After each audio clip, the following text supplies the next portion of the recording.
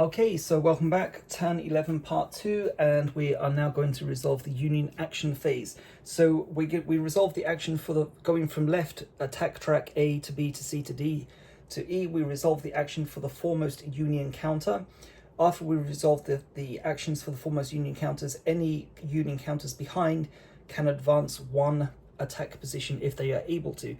So Union attack phase, Union action phase, sorry. So column A, attack track A, nothing here.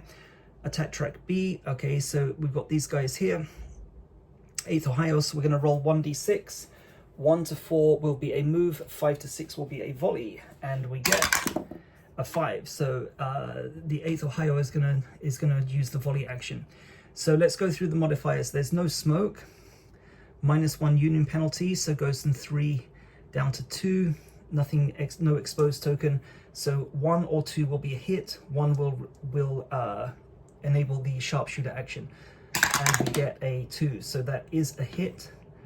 And 2nd North Carolina has its cohesion reduced from 5 down to 4.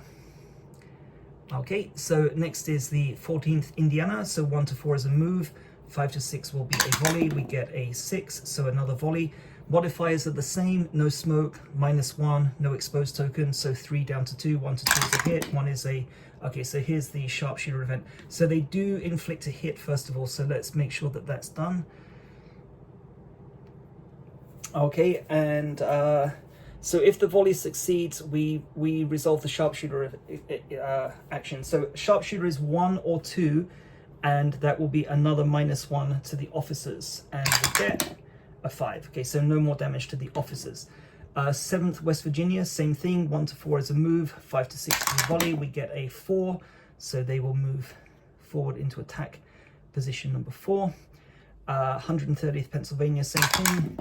We get a 4, so they will move. So that's the actions for the foremost Union counters resolved. So any counter in a rear attack position that is able to will now move forward. Nothing, nothing, nothing, nothing. So 132nd Pennsylvania will move forward here. Okay, and that's the Union action phase finished. Remove exposed tokens, no exposed tokens. Union deployment phase, turn 11, nothing to deploy. So the Confederate action phase. So 46, assign each die to the relevant column and then choose one of the actions available. So 46, there's no orders tokens, so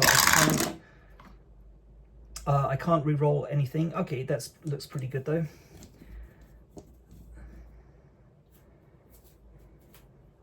So let's see what we've got. So we've got 2 5s, a 4, and a 3.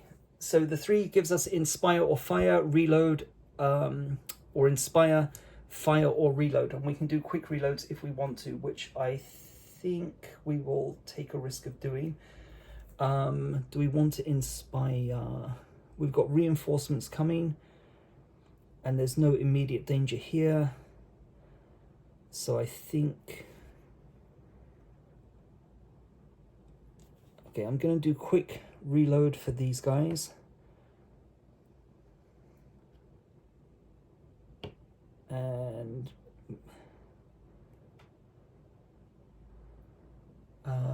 what do I want to do? Okay, actually I'm going to do, okay, so okay, so the 4 will be a quick reload here. Okay, the 5 will be a fire, the 3 will be a fire. So this is going to be a boosted action. So this is going to be fire, fire, which gives me a +1 bonus. So let's resolve this one first of all then, left to right. So modifiers, no smoke, Confederate range modifier is a 0, cohesion is 4, +1 for the boosted action. So 1 to 5 will be a hit. 6 is a miss, minimal value is 2 or higher, so devastating rules on a 1, devastating fire on a 1. We get a 4, so okay, so that's a hit, and that reduces the 8th Ohio from a cohesion of 3 down to 2. So you can see now in wave 3 and wave 4 why it starts to become a bit tougher. If I did devastating fire against these guys, it would immediately destroy them with 2 hits. But with these guys, it would be 3 down to 2 down to 1, so they could survive and withstand devastating fire. So that's that done, and these guys here. So we're going to do a quick reload. So first of all, 1, 2, 3, 4, 5 is a success, which will enable them to attack, and we get, oh no, it's a 6. Okay, so they failed to reload, so they stay here at 90 degrees, and that's basically a wasted action because there's nothing they can do. They can't resolve the attack. They fail to reload in time. So this, nothing to resolve here. These guys are also a quick reload. So same thing, 1, 2, 3, 4, 5 is a success. We get a 3. Okay, so they do reload. So we turn them back up 90 degrees. Miniature ball value is reduced from 2 to 1, and they can now attack. So modifiers again, there's no smoke. +1 for range is a 6. Devastating fire is not in effect because the miniature ball value is 1. So it's going to be, okay, let me roll it just so that everybody understands. So it's a 4. Okay, so that is a hit. 130th Pennsylvania reduced to 1. And the miniature ball counter is removed. So they have no more ammunition left, and we flip them. So they are now going to be vulnerable at some point in the future to a charge as things stand. Unless I can get some ammunition to them. 130th Pennsylvania will automatically resolve, crouch and reform in the following turn.